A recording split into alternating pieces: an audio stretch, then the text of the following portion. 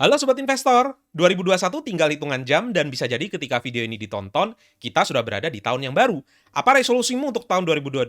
Mau punya dana darurat kah? Mau investasi lebih banyak lagi? Ataupun mau punya 100 juta yang pertama? Tapi terkadang kita bingung nih mau investasinya ditempatkan di mana. Nah, ada banyak sekali instrumen investasi yang menjanjikan untuk tahun 2022 dan mungkin beberapa instrumen dan aplikasi investasi belum Sobat Investor ketahui. Supaya Sobat Investor tidak bingung dalam memilih instrumen investasi, saya akan menceritakan 16 jenis investasi yang menguntungkan agar Sobat Investor bisa mewujudkan resolusinya di tahun 2022.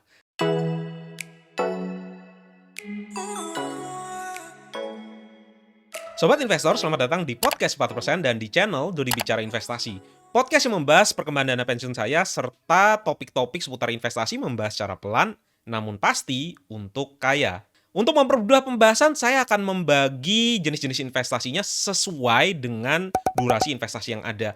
Yuk kita akan mulai dari yang pertama. Menurut saya, instrumen investasi yang paling cocok itu adalah tabungan dan deposito. Nah, mungkin ada yang bertanya-tanya ya, tabungan kan keuntungannya kecil, dalam 1 tahun paling hanya 1% dan juga ada potongan biaya administrasi. Tapi jangan salah Sobat Investor, sepanjang 2021 kemarin ada banyak sekali aplikasi bank digital, di mana bank digital ini menawarkan keuntungan-keuntungan yang tidak ditawarkan oleh bank konvensional. Beberapa di antaranya adalah bisa mendaftar secara cepat, kemudian yang kedua adalah tidak ada biaya admin, yang ketiga adalah bisa transfer antar bank dengan gratis. Dan yang terakhir itu adalah return yang ditawarkan dari produk tabungan maupun produk depositonya itu cukup tinggi, dan untuk tabungan sendiri ada beberapa aplikasi yang menawarkan bunganya cair setiap hari. Tapi dari sekian banyak bank digital yang saya coba, tabungan dan deposito favorit saya itu ada di Bank Neobank.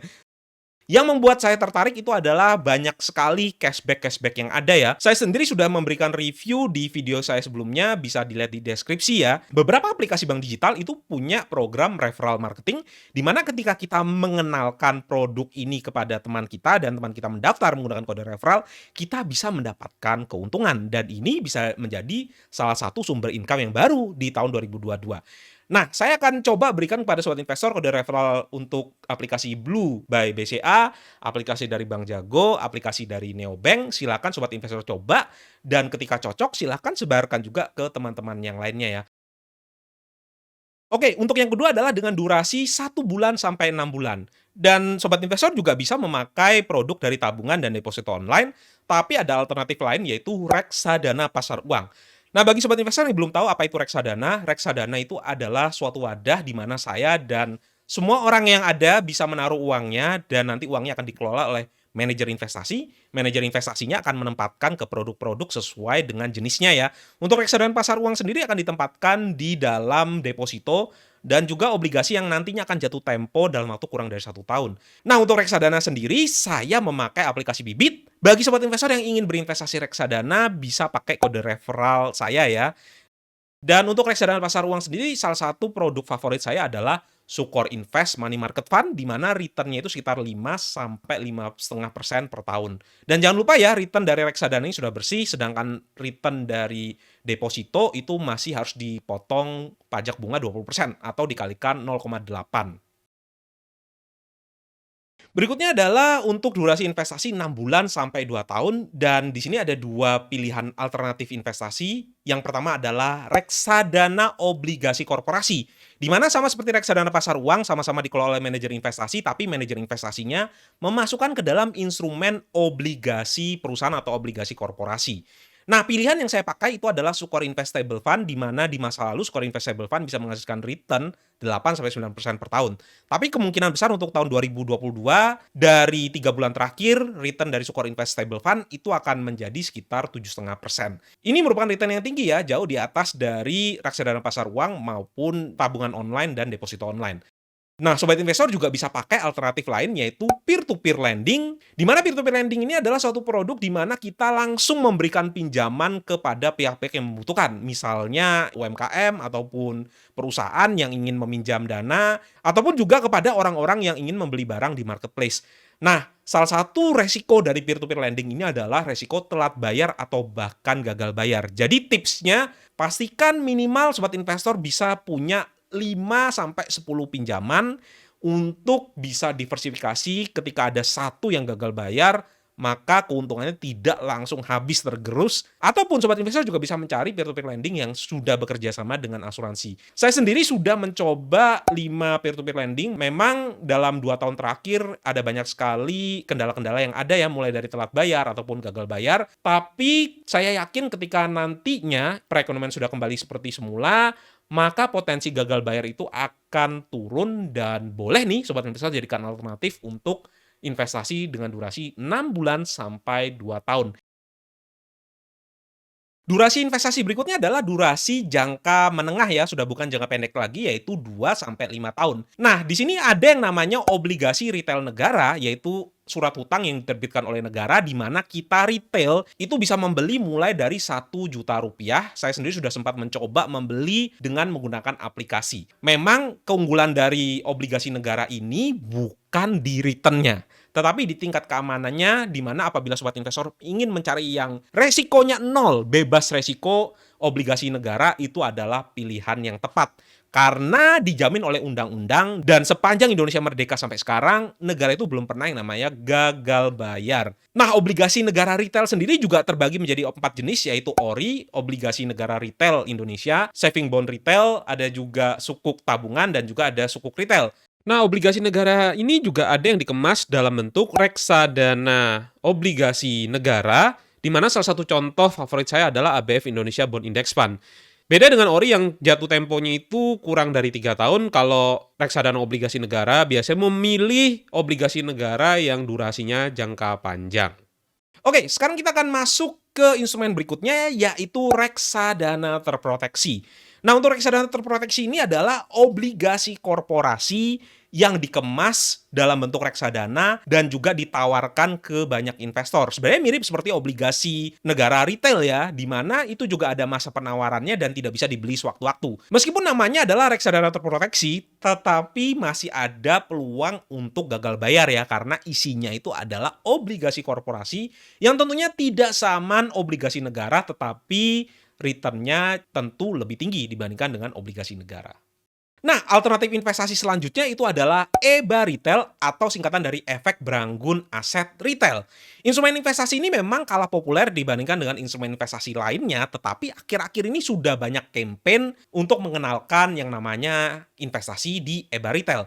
Nah, apa sih EBA Retail tersebut? Sobat investor sebenarnya bisa membayangkan EBA Retail ini mirip dengan obligasi negara retail, di mana kalau di obligasi negara retail kita memberikan pinjaman kepada negara, untuk EBA Retail sendiri kita memberikan pinjaman kepada orang-orang yang ingin membeli rumah dengan skema KPR. Nah, ada beberapa persepsi yang menurut saya salah ya, yaitu EBA Retail itu dianggap kita itu adalah juragan properti. Padahal bukan. Kalau juragan properti itu adalah kita memiliki kepemilikan atas properti tersebut. Sedangkan di EBA Retail ini adalah investasi yang berbasis memberikan pinjaman, di mana kita tidak memiliki properti yang kita investasikan, melainkan kita mendapatkan fixed return dari bunga dan cicilan-cicilan yang dibayarkan setiap periode ke kita. Oke, sebelum kita membahas jenis-jenis investasi lainnya untuk durasi investasi yang lebih panjang, ada beberapa kesamaan yang kita bisa temukan dalam instrumen investasi yang tadi kita sudah bahas. Kesamaannya adalah mereka semua itu merupakan instrumen investasi yang berbasis fixed income, di mana instrumen berbasis fixed income itu adalah instrumen investasi yang kita dijanjikan return yang cenderung pasti di depan. Keunggulannya adalah lebih tidak volatil atau tidak naik dan turun. Ini cocok sekali bagi sobat investor yang tidak bisa melihat yang namanya minus ataupun yang namanya penurunan. Oke, kita akan masuk ke dalam beberapa instrumen investasi yang bisa diinvestasikan untuk durasi investasi lebih dari 5 tahun. Nah, beberapa instrumen investasi setelah ini itu adalah instrumen investasi yang bersifat equity based asset ataupun aset yang meminta kita untuk tanam modal atau kita harus memiliki sesuatu. Satu hal yang perlu dipahami dari investasi yang bersifat equity itu adalah returnnya bisa jauh lebih tinggi, tetapi ada potensi resiko yang jauh lebih tinggi pula. Kita harus tahu pula manajemen resiko yang pas untuk masing-masing instrumen investasi yang ada, sehingga investasi kita tidak berujung kepada kerugian. Langsung saja kita mulai, yaitu properti.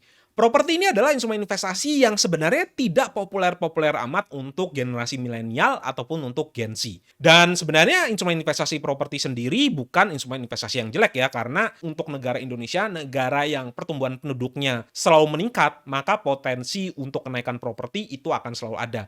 Tetapi memang investasi di properti ini ada siklusnya dan ada beberapa juga kelemahan-kelemahan yang sobat investor harus perhatikan. Biasanya instrumen investasi properti tidak mungkin bisa mulai dari 10.000 atau bahkan 100.000. Sobat investor harus sediakan DP dengan nominal bahkan sampai ratusan juta dan cicilannya itu bisa sampai belasan bahkan puluhan juta per bulannya. Satu lagi kelemahan dari properti adalah sifatnya tidak liquid. Ketika kita mau jual properti kita, apalagi properti kita itu harganya bahkan sampai belasan miliar, maka belum tentu ada orang yang mau beli atau kita terpaksa harus jual rugi agar orang mau membeli properti kita. Dari return properti itu ada dua jenis ya, yaitu return karena capital gain, kenaikan dari harga beli kita, dan juga return yang bersifat cash flow ketika properti tersebut kita sewakan.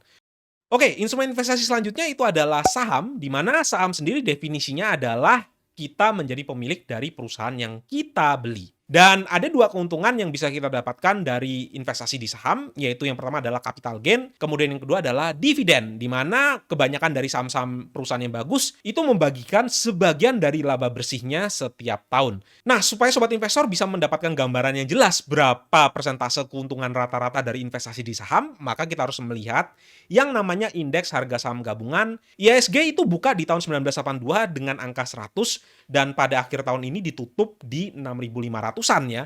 Kalau kita lihat rata-rata pertumbuhannya dalam 30 tahun terakhir, maka rata-ratanya itu adalah 11% lebih ya. Nah, bagi sobat investor yang ingin belajar lebih tentang saham, jangan khawatir. Mulai dari tanggal 1 Januari sampai 12 Januari, saya nanti akan memposting 12 video yang berisikan dasar-dasar berinvestasi saham, mulai dari prinsip investasi, cara membaca laporan keuangan, membahas studi kasus, dan membahas psikologi dalam investasi, dengan durasi kalau di total-total itu lebih dari 7 jam ya. Selamat pagi teman-teman, nama saya Kris Angkasa. Saya menjadi beruntung hari ini dikasih kesempatan ya menjadi orang yang pertama untuk membuka satu serial dari 4 seri tentang investasi. Semoga dengan penjelasan-penjelasan yang nanti diberikan di channel ini, sobat investor bisa semakin mengerti bagaimana caranya berinvestasi saham yang baik dan benar. Nah, untuk dua instrumen investasi selanjutnya itu adalah reksadana saham, di mana reksadana saham itu ada dua jenis. Satu adalah reksadana saham yang dikelola secara aktif oleh manajer investasi, misalnya Sukor Invest Equity Fund, di mana manajer investasi mencoba untuk meracik mana saja saham-saham yang dirasa bisa mengalahkan IHSG. Nah, tentu saja yang namanya racikan dari manajer investasi bisa menang dari IHSG, tapi bisa saja racikan-racikan dari manajer investasi itu lebih rendah performanya bila dibandingkan dengan IHSG. Nah, silahkan bagi sobat investor yang memang tahu manajer investasi mana yang bisa mengalahkan IHSG dalam waktu 5-10 tahun ke depan bisa untuk membeli reksadana saham secara aktif. Nah, saya sendiri sering sekali loh ditanya oleh sobat investor ya, produk reksadana saham A, B, C, D itu bagus atau tidak. Jawaban saya adalah saya tidak tahu. Untuk itulah ketika saya investasi di reksadana saham, saya pilih jenis reksadana saham indeks, yaitu reksadana saham yang dikelola secara pasif mengikuti indeks tertentu. Pilihan saya jatuh di Afrish IDX30 dan BNI AM Index IDX30, di mana dua investasi ini di akhir tahun 2021 dari awal saya investasi nabung rutin di Bibit, itu memberikan return investasi sampai lebih dari 20%. Oke, instrumen investasi selanjutnya adalah ETF atau Exchange Traded Fund, di mana ETF ini sebenarnya adalah reksadana loh, tetapi kita bisa belinya secara real time. Kalau reksadana itu kita tidak bisa mendapatkan harga real time, tetapi kita biasanya dapat harga saat penutupan. Sedangkan kalau ETF kita bisa beli dan jual sama seperti saham. Nah, kalau saya pribadi kurang begitu suka dengan ETF, pertama karena ketika kita transaksi kita juga dikenakan biaya broker ya, sedangkan untuk reksadana sendiri ketika jual dan beli banyak sekali agen penjual efek reksadana yang memberikan biaya beli dan jual secara gratis. Yang kedua, ETF di Indonesia itu juga belum terlalu liquid untuk pasar sekundernya ya. Rata-rata transaksi dari ETF hanya berkisar puluhan bahkan sampai ratusan juta. Ini sangat jauh sekali apabila dibandingkan dengan saham-saham blue chip di mana transaksi mereka itu sampai ratusan miliar. Nah, kita tadi sudah membahas 12 instrumen investasi yang menguntungkan di tahun 2022 nanti. Masih ada 4 instrumen investasi lagi. Tetapi di 4 instrumen investasi yang nanti saya akan sebutkan, kemungkinan saya tidak berinvestasi di sana ataupun kalau seandainya berinvestasi pasti dalam jumlah yang sangat kecil. Kita mulai dari instrumen investasi yang ke-13 yaitu emas. Emas sendiri adalah instrumen investasi yang memang sering sekali dikatakan oleh orang tua ya, kalau seandainya punya uang selain simpan di properti juga taruh di emas. Menurut saya emas itu bukan investasi yang produktif karena emas itu tidak menghasilkan yang namanya cash flow. Ketika kita investasi emas, beli emas 1 kilo, maka 20 tahun lagi ya emas itu tetap 1 kilo. Kenapa di Indonesia emas itu bisa naik? Karena nilai tukar dari emas itu ditentukan dari satu, nilai tukar di perdagangan pasar global, dan yang kedua itu adalah konversi dari dolar ke rupiah. Nah, bagi saya sendiri emas itu lebih cocok digunakan untuk aset lindung nilai daripada aset untuk investasi atau aset yang digunakan untuk compounding ya. Oke, selanjutnya adalah equity crowdfunding. Bagi sobat investor yang berinvestasi saham dan membeli saham itu pada saat harga perdagangan perdana atau IPO, Initial Public Offering, bayangkan equity crowdfunding itu adalah membeli saat IPO juga, tetapi yang IPO itu bukan saham, melainkan UKM. Ada juga beberapa equity crowdfunding yang tidak hanya UMKM, tetapi juga ada properti yang bisa dibeli ramai-ramai ya dengan investor lainnya. Saya kurang begitu suka dengan equity crowdfunding karena satu, ketahanan dari bisnisnya itu tidak sekuat dari saham. Dan yang kedua, kalau di saham kita bebas untuk membelinya. Ketika harga sahamnya itu lagi mahal ya bisa saja kita tidak beli ya, kita baru beli ketika harga saham itu mengalami penurunan. Nah, instrumen investasi yang ke-15 itu adalah collectible atau barang koleksi. Barang koleksi sendiri itu banyak sekali ya, bisa berupa ada yang investasi di jam tangan, di lukisan, bahkan di kartu trading game ya, Pokemon, Magic the Gathering, dan juga game-game lainnya. Nah, saya pribadi memang jujur kurang begitu suka untuk membeli barang koleksi, tetapi memang ada beberapa orang yang ketika jeli memilih barang koleksi yang tepat di waktu yang tepat, maka bisa mendapatkan keuntungan yang sangat tinggi. Oke, instrumen investasi yang ke-16 ini adalah instrumen investasi yang paling hype sepanjang 2 tahun terakhir, yaitu aset blockchain. Nah, aset blockchain sendiri ada yang berupa koin-koin kripto ya, misalnya Bitcoin, Ethereum, dan juga koin-koin lainnya. Dan yang lebih populer di akhir-akhir ini adalah NFT, yaitu NFT ini sebenarnya barang koleksi, tapi barang koleksinya bersifat digital. Nah, ada satu lagi yang menurut saya trennya itu akan naik di tahun 2022, bukan di koin kriptonya, bukan di NFT-nya. Itu menurut saya adalah membeli aset-aset seperti tanah virtual. Di mana orang-orang akan berlomba-lomba ya, karena mungkin hype dari metaverse, orang-orang akan mencoba untuk membeli virtual land. Tapi perhatikan ya, sobat investor ya, beberapa yang mulai menjual virtual land, misalnya di Sandbox ataupun di Decentraland, itu akan mendapatkan saingan ya. Bisa jadi nanti ada developer baru yang nanti akan mengeluarkan virtual land yang baru ataupun game yang baru. Tech company yang besar seperti Facebook ataupun Google juga mengeluarkan sesuatu yang baru, bisa jadi yang dipunyai sekarang ini nilainya akan turun secara drastis. Untuk barang-barang koleksi, baik barang-barang koleksi yang non-digital maupun yang ada di dalam dunia digital, dalam dunia blockchain, itu hanya akan ada nilainya ketika sekelompok orang itu mempercayai kalau barang ini punya nilai. Akan ada satu saat di mana secara bersamaan orang-orang itu akan meninggalkan barang-barang yang ada di sini ya, sehingga yang sebelumnya itu punya nilai tinggi tiba-tiba akan jatuh dan seolah-olah tidak ada nilainya sama sekali ya. Ini adalah resiko bagi sobat investor yang punya aset berupa barang koleksi, baik di non-digital maupun di digital. Nah, ada beberapa lagi yang menjadi tren di akhir tahun 2021 yang menurut saya juga akan lanjut di 2022, yaitu NFT games. Orang-orang sekarang bisa bermain game dan bisa mendapatkan uang ya. Saya jadi dulu teringat ketika saya masih SMA, saya bermain Ragnarok Online, di mana pada saat itu saya bahkan rela untuk menukarkan uang saya untuk membeli Zeni atau uang yang ada di dalam game tersebut. Dan di sini dengan adanya blockchain tersebut, orang ketika mendapatkan item tertentu ataupun mendapatkan koin di dalam game tersebut, itu punya kesempatan untuk menukarkannya ke dalam rupiah. Saya sempat mendengar beberapa bahkan menjadi joki dari Axie Infinity, di mana mereka itu berbagi hasil dengan orang yang memodalkan, dan hasil dari permainan itu bisa dikonversikan ke koinnya Axie Infinity. Oke sobat investor, terima kasih sudah menonton video ini. Silakan sobat investor bisa pilih dari instrumen investasi yang sesuai dengan durasi investasinya ataupun sesuai dengan toleransi resiko yang dimiliki ya. Selamat tahun baru dan semoga resolusinya di tahun 2022 tercapai, kita bisa sukses bersama-sama. Bye!